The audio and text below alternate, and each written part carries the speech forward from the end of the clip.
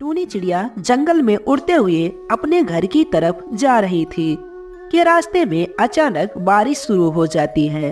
टूनी चिड़िया तो पहले से ही गर्भवती थी। बारिश के कारण उसके पेट में दर्द शुरू हो जाता है। हे भगवान, इतनी जल्दी बारिश भी शुरू हो गई। अब मैं घर कैसे जाऊंगी? मेरे पेट में तो बहुत जोरों से दर्द भी होने लगा। हो सकता है मेरा अंडा निकलने ही वाला है। मेरा घर तो बहुत दूर है और मैं इस बारिश में भीगते हुए इतनी दूर कैसे जा पाऊंगी? बारिश तो बहुत तेज हो रही है। मुझे इधर ही कहीं आसपास में रहने के लिए जगह ढूंढनी होगी।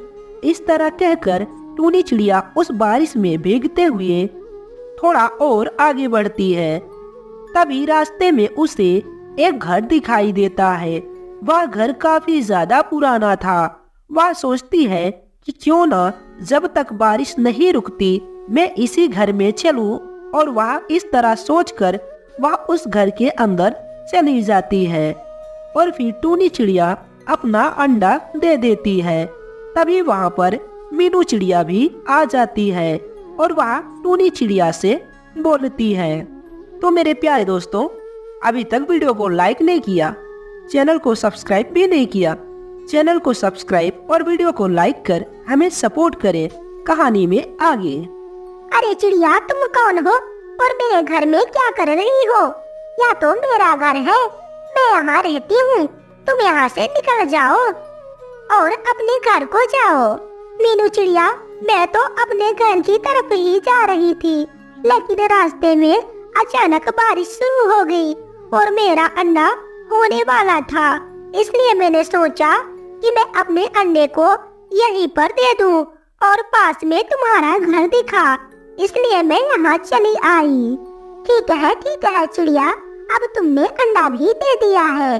अब तुम अपने घर चली जाओ, क्योंकि यह घर मेरा है और अब मैं यहाँ रहने आ गई हूँ। लेकिन मीनू चिड़िया, मैं इतनी जल्दी बारिश में अपने अंडों को लेकर कैसे जाऊँ? मैं दोनों अंडे साथ में लेकर नहीं उड़ सकती।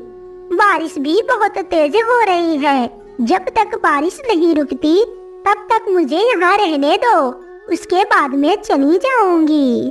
इस तरह की बातें सुनकर मीनू चिड़िया सोच में पड़ जाती है। अगर मैंने इसको यहाँ रहने दिया तब तो यह बच्चे भी यहीं देगी और फिर अपना कब्जा जमा कर इसी घर में रहने लगेगी। नहीं चिड़िया, तुम यहाँ ज्यादा देर तक नहीं रह सकती। यह घर मेरा है।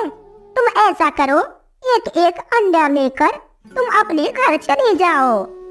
जब तक तुम एक अंडा ले जाओगी तब तक मैं तुम्हारे दूसरे अंडे की देखभाल करती रहूंगी, और फिर जब तुम दोबारा आना तो अपना दूसरा अंडा भी उठा ले जाना। इस तरह टूनी चिड़िया मीनू चिड़िया की बात मान लेती है और एक अंडा लेकर अपने घर की तरफ चली जाती है। अच्छा हुआ मैं इस चिड़िया को यहाँ से भगा दी। यह मेरा घर तो नहीं है, लेकिन अब यह मेरा घर बन चुका है। कितने अच्छे तरीके से मैंने इस चिड़िया को पहाड़े पढ़ाए हैं और इसे घर से निकाल भी दिया, और उसने तो मेरी बात भी मान ली। अब यहाँ तो सिर्फ मैं रहूंगी। तभी वहाँ पर एक खतरनाक चील आ जाता है और वह मीनू चिड़िया से बोलता है, चिड़िया चिड़िया, तू कौन है और इस घर में क्या कर रही है? तू इस घर से निकल जा। अब इस घर में मैं रहने आया हूँ। अब से यह घर मेरा है। तू इस घर से निकल जा, वरना तेरे लिए अच्छा नहीं होगा। अरे चील, यह मेरा घर है। इस घर से मैं क्यों जाऊं? तुम जाओ यहाँ से। अच्छा, मैं जाऊं? मैं जाऊं? रुक जा, अभी तुझे बताता हूँ। इस तरह कहने के बाद वह खतरनाक चील उस चिड़िया की खूब जमकर पिटाई करता है, और पिटाई होते हुए वह चिड़िया चील से बोलती है, चील भैया, मुझे मत मारे आप, मुझे छोड़ दे। वहाँ पर एक अंडा पड़ा है, चाहे तो आप उसे खा सकते हैं। वह एकदम ताजा और नरम अंडा है। आप उसके बदले मेरी जान छोड़ दो। चील अंडे की बात सुनकर बहुत खुश होता है और वह मीनू चिड़िया को छोड़कर उस अंडे को लेकर वहाँ से चला जाता है। कुछ देर बाद वहाँ पर टूनी चिड़िया आ जाती है और वह देखती है कि उसका एक अंडा गायब है। वह मीनू चिड़िया से बोलती है, अरे मीनू चिड़िया, मेरा अंडा कहाँ है? कौन ले गया मेरा अंडा? बताओ ना मीनू चिड़िया, तुम तो यहीं पर थी और तुमने कहा था कि मैं तुम्हारे अंडे की देखभाल करूंगी और तुम तो बहुत जख्मी हो। तुम्हें क्या हुआ?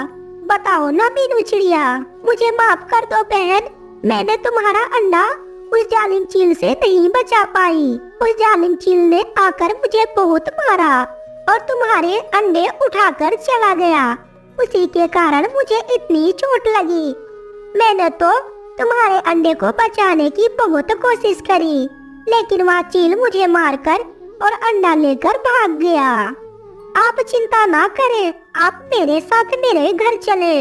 आपको तो बहुत चोट लगी है, मैं आपको अपने घर ले चलकर मरहम पट्टी कर दूंगी। चिड़िया, आप तुरंत मेरे साथ मेरे घर चलें।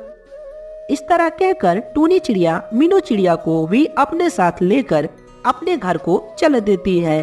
दूसरी तरफ मिट्टू तोता बारिश में उड़ते हुए जा रहा था, लेकिन बारिश बहुत ज्यादा तेज हो रही थी, जिसके कारण वह ज्यादा तेज उड़ नहीं पा रहा था। वह किसी घर की तलाश में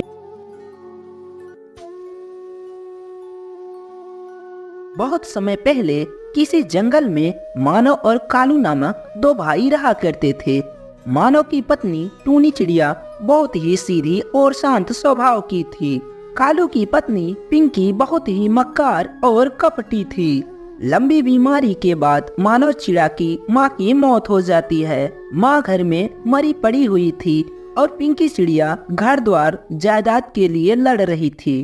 अरे सुन टुनटुनी, माँ जी तो खेत का बंटवारा किए बिना ही चल बसी, लेकिन मैं और तेरे भैया खेत का बंटवारा करना चाहते हैं। पिंकी भाभी, यह आप क्या बोल रही हो? अभी तक हम लोग एक साथ मिलकर फसल उगाते आए हैं और आगे भी हम लोग साथ में मिलकर खेती करेंगे। दोस्तों, उम्मीद करता हूँ आपको यह कहानी जरूर पसंद आएगी।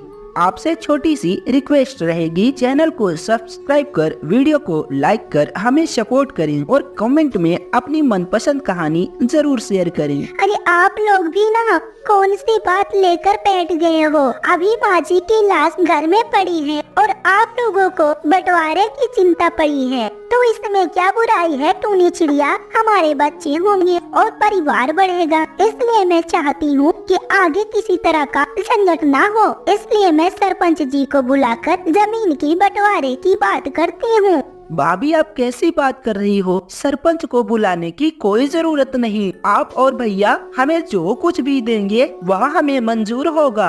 अगले दिन कालू कौवा एक खेत और एक घर अपने हिस्से में रख लेता है और नदी के उस पार वाला बंजर खेत मानव चिड़िया को दे देता है। मानव, अब तू इस घर से चला जा और अपने खेत में रहना शुरू कर दे। अब यह घर मेरा और मेरी पत्नी का है। मैंने कर दिया बंटवारा। अब तू और तेरी पत्नी खेत में जाकर रहना। इस तरह की बातें सुनकर टूनी चिड़िया और मानव चिड़िया रोने लगते हैं और रोते हुए मानव चिड़िया बोलता है, ठीक है भैया, हम लोग यहाँ से जा रहे हैं। आपका पूरा फैसला हमें मंजूर है। और इस तरह कहकर टूनी चिड़िया और मानव चिड़िया दोनों बारिश में भीगते हुए अपने खेत में पहुँचते हैं। मानव जी, हम अपने खेत में क्या उगाएंगे? जेठ जी ने तो उपजाऊ जमीन अपने हिस्से में रख ली और हमें यहाँ बंजर जमीन दे दिया। टुनटुनी, तू चिंता मत कर, सब ठीक हो जाएगा। माँ ने मुझे एक बार बताया था कि पिताजी इस खेत में फूल गोभी का रोजगार किया करते थे। जब से पिताजी की मौत हुई, इस खेत में खेती ही नहीं हुई। अब से मैं इसमें मेहनत करके इस खेत को फिर से खेती लायक बनाऊंगा और मैं इसमें फूल गोभी लगाऊंगा और मैं फूल गोभी की खेती करूंगा। ठीक ठीक है जी, आपके हर फैसले में मैं आपके साथ हूँ। आप ही मेरे सब कुछ हो, आपके सिवा मेरा कौन है। धीरे धीरे समय बीतने लगता है। मानव चिड़ा अपने खेत की सफाई करके फूल गोभी के बीज बो देता है। फिर उसमें अच्छे खाद और पानी डालता है। कुछ ही दिनों के बाद मानव चिड़ा के खेत में फूल गोभी की फसल लहराने लगती है। लहराते हुए फूल गोभी की फसल देखकर दोनों पति पत्नी बहुत ही ज्यादा खुश होते हैं। देख रही हो टोनी, तुम हमारी फूल गोभी की फसल कैसे लहरा रही है। बस अब कुछ ही दिनों में यह बेचने लायक हो जाएगी। बहुत ही जल्द वह दिन भी आ जाता है और मानव चिड़ा फूल गोभी की फसल बाजार में ले जाकर बेच देता है और उनसे मिले पैसों से वह अपना घर बना लेता है और अच्छी तरह अपनी जिंदगी बिताने लगता है। धीरे धीरे कुछ समय ऐसे ही बीत जाते हैं। देखते ही देखते टुनटुनी 3 बच्चों की माँ बन गई। दूसरी तरफ कालू कौवे को शराब और नशे की लत लग जाती है। उसका खेत, घर द्वार सब कुछ शराब के नशे में बिक जाता है और वह दोनों पति पत्नी बहुत ही गरीब हो जाते हैं। अब हम लोग कहाँ जाएंगे कालू जी? अब हम लोग तो घर से बेघर हो गए। हम दोनों लोगों ने मानव और टुनटुनी के साथ बहुत बुरा किया। भगवान ने हमें यह उसी की सजा दी है कालू जी। अब तो हमारे पास कुछ भी नहीं बचा, ना घर, ना ही खेत और ना ही फूटी कौड़ी। अब हम लोग कहाँ जाएंगे और क्या करेंगे, कुछ समझ में नहीं आ रहा है। तुम सही कह रही हो पिंकी। पैसों की लालच में मैं इतना अंधा हो गया था कि मैंने अपने भाई से ही बेईमानी की। मैं सोचता हूँ कि जाकर अपने भाई से माफी मांग लूँ, लेकिन कौन सा मुंह लेकर मैं अपने भाई के पास जाऊँ। एक दिन मानव चिड़ा और टूनी चिड़िया दोनों साथ में बाजार जा रहे थे। तभी उनकी नजर भिखारी के जोड़े पर पड़ती है। अरे भैया और भाभी, या आप लोग इस तरह रास्ते में भीख क्यों मांग रहे हैं? क्या बताऊँ मानव, मैं तेरे साथ बेईमानी की थी। यहाँ उसी की सजा भगवान ने मुझे दी है। तुम्हारे जाने के बाद मुझे शराब और जुए की ऐसी लत लगी कि मेरा सारा घर द्वार और पैसे जो कुछ भी थे सब उसी में बिक गए। हम लोग तो 2 रोटी खाने के लिए भी मोहताज हो गए। मेरे भाई, मैं तो हर किसी का दरवाजा खटखटाया पर कोई भी मेरी मदद करने को तैयार नहीं था। ऐसे में मैं क्या करता? भूखे पेट कितने दिनों तक जिंदा रहता? आखिर में मुझे भीख मांगना ही पड़ा। पिंकी चिड़िया के मुंह से तो कोई बात ही नहीं निकल रही थी। वह अपनी बात पर बहुत ही ज्यादा शर्मिंदा थी। भैया और भाभी, आप लोगों को इस तरह रास्ते में भीख मांगते हुए नहीं देख सकती। आप लोग हमारे साथ चलें। हाँ भैया, टुनटुनी एकदम ठीक कह रही है। हम दोनों भाई फिर से मिलकर दोनों साथ में खेती करेंगे। मानव चिड़ा अपने भैया और भाभी को लेकर घर आता है और वह फिर से अपने भाई के साथ मिलकर फूल गोभी की खेती करके खुशी खुशी वह अपने परिवार के साथ रहने लगता है। दोस्तों, वीडियो को लाइक कर, चैनल को सब्सक्राइब कर हमें सपोर्ट करें। वीडियो देखने के लिए आपका बहुत बहुत धन्यवाद।